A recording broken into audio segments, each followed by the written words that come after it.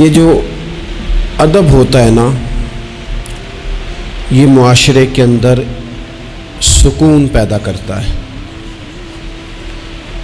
اور بے ادبی جو ہوتی ہے یہ معاشرے کے اندر، سوسائٹی کے اندر بے سکونی پیدا کرتی ہے۔ ادب ہمیشہ محبتوں کے فروغ کا سبب بنتا ہے۔ بے ادبی، بے باکی، اپنی زبان کا تیزی سے استعمال کرنا، یہ نفرتوں کا باعث بنتا ہے۔ ادب کرنے والے لوگ جو ہوتے ہیں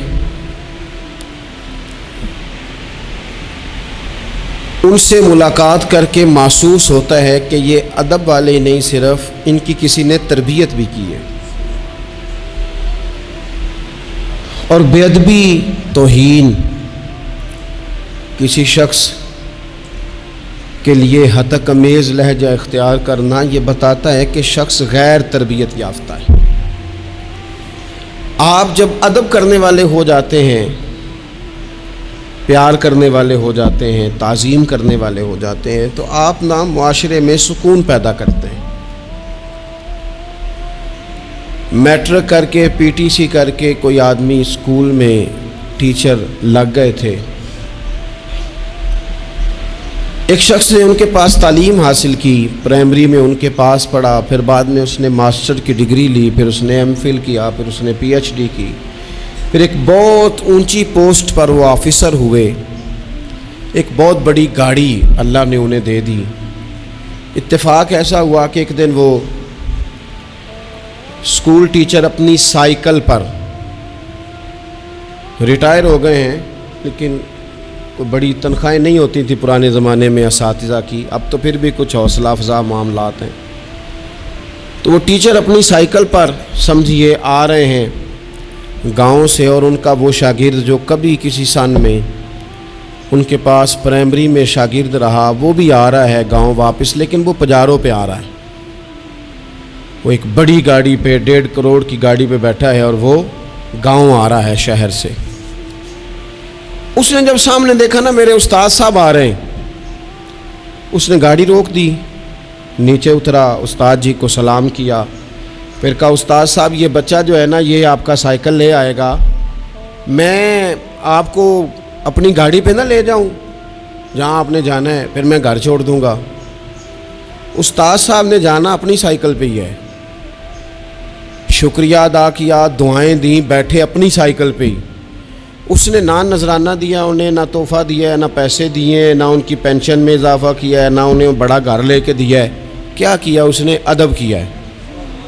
اس نے اپنے استاد کا احترام کیا ہے، اس نے ان کی تعظیم کی ہے۔ نتیجہ اس کا کیا نکلا کہ استاد صاحب جب دوبارہ اس سائیکل پہ بیٹھتے ہیں نا تو انہیں محسوس ہوتا ہے میرا سائیکل تو پجاروں سے مہنگا ہے، اس لیے کہ پجاروں والے تو اتر اتر کے سائیکل کو سلوٹ کر رہے ہیں، انہیں یہ فیل ہوتا ہے کہ یہ مہنگا ہے۔ جب آپ کسی کو احترام دیتے ہیں، کسی کی قدر کرتے ہیں، کسی کے ساتھ آپ کا رویہ عقیدت والا ہو جاتا ہے، تو اس کا لازمی نتیجہ یہ نکلتا ہے کہ سوسائٹی میں سکون پیدا ہوتا ہے۔ دو قسم کے بچے ہوتے ہیں، ایک بچہ وہ ہوتا ہے جس سے ماں باپ بات نہیں کرتے، کوئی کام نہیں بتاتے، کوئی گفتگو نہیں کرتے، وہ کہتے ہیں اس کو تمیز ہی نہیں ہے بات کرنے کی، پتہ ہی کوئی نہیں کیا کہہ دے گا۔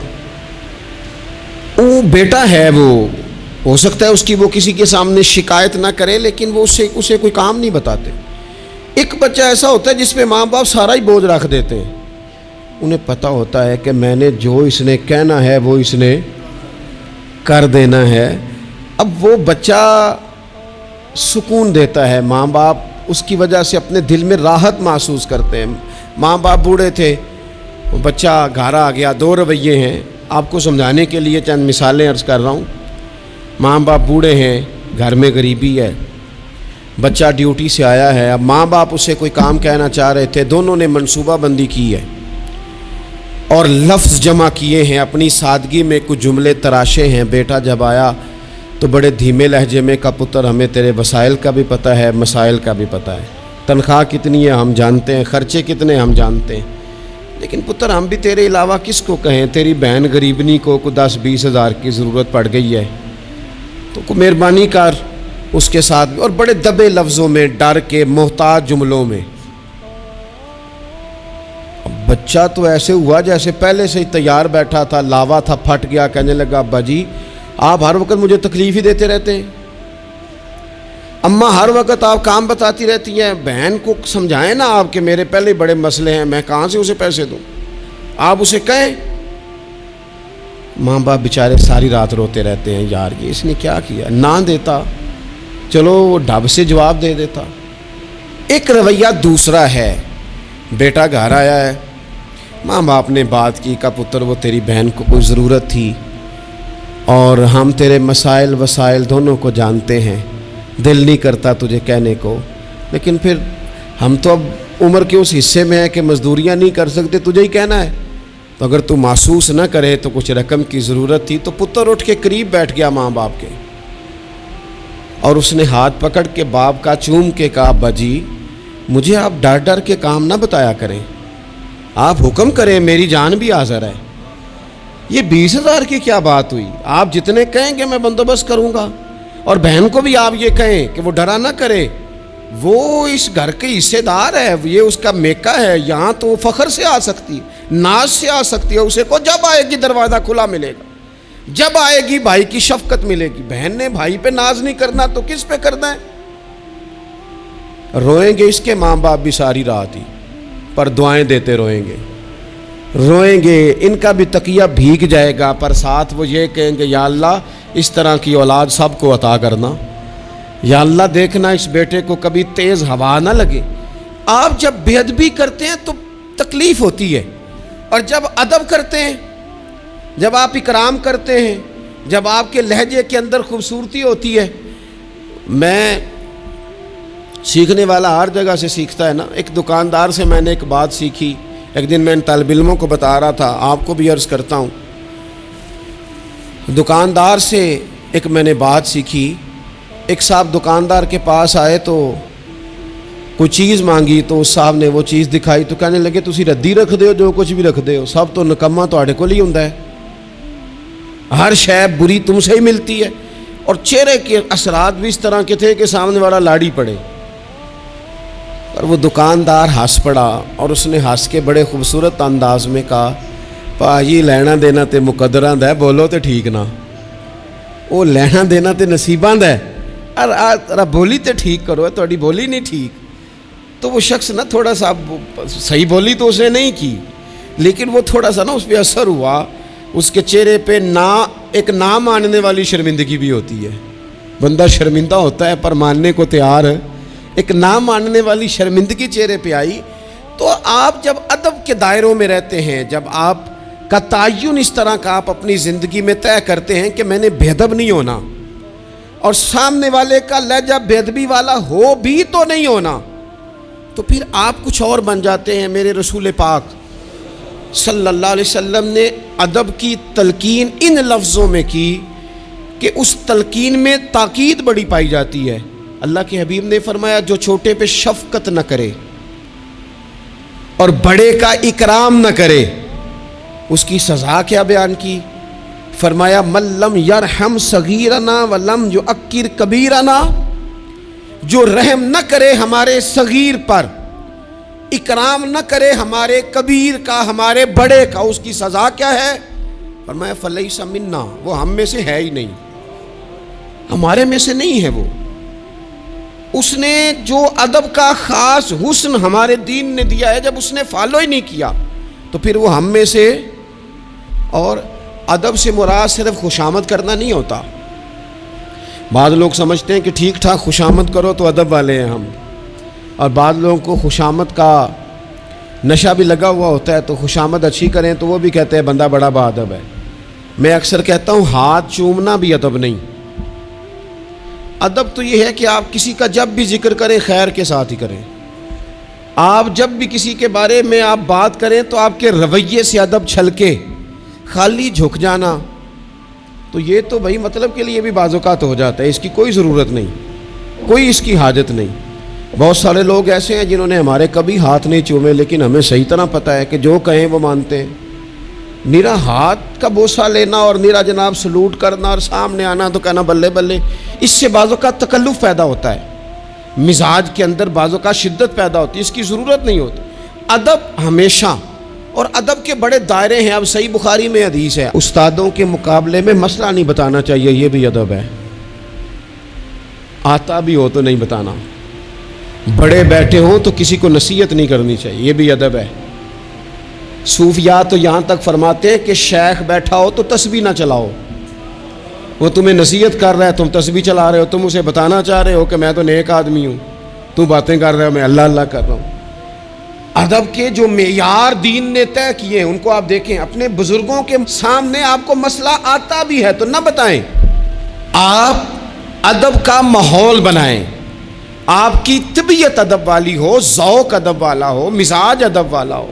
حضرت عبداللہ ابن عمر، یہ صحیح بخاری میں حدیث ہے، حضرت عبداللہ ابن عمر رضی اللہ تعالیٰ عنہ کہتے ہیں میں نبی پاک علیہ السلام کی بارگاہ میں حاضر تھا اور کبار صحابہ بیٹھے ہوئے تھے، بڑے بڑے جید لوگ، کہتے ہیں بڑے بڑے اکابرین صحابہ بیٹھے تھے، تو حضور نے سوال پوچھا، نبی پاک علیہ السلام نے فرمایا بتاؤ وہ درخت کون سا ہے جس کی مثال مومن کی طرح ہے، جو پھل زیادہ دیتا ہے، محبت زیادہ کرتا ہے، کون ہے جس کی مثال مومن کی طرح ہے؟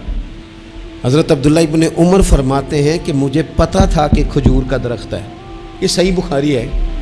او دوستو سننا بھلا میں کیا کہہ رہا ہوں، فرماتے ہیں مجھے پتہ تھا کھجور کا درخت ہے، پر چونکہ ابو بکر صدیق بیٹھے تھے، چونکہ عمر فاروق بیٹھے تھے، چونکہ عثمان غنی بیٹھے تھے، چونکہ مولا علی بیٹھے تھے، چونکہ بڑے بڑے اکابرین بیٹھے تھے اور میں تھا بچہ،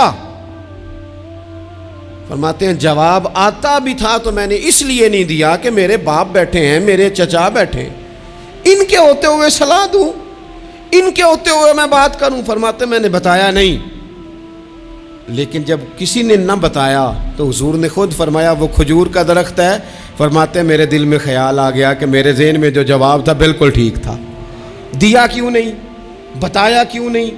جواب آتا تھا پھر بھی نہیں بتایا، اس لیے کہ بڑوں کا ادب قائم رہے، بڑوں کا مزاج قائم رہے۔ لیکن یہاں تو بھائی استادوں کے ہاتھ سے 1 منٹ میں نکل جاتا ہے سارا کچھ، شاگرد کہتا ہے میں بتاتا ہوں نا استاد جی تو گوگل چلاتے نہیں، اور میں تو گوگل کا مفتی ہوں پورا، میں نے تو مسئلہ نکال بھی لیا ہے، میں ابھی میں نکال کے دیتا ہوں۔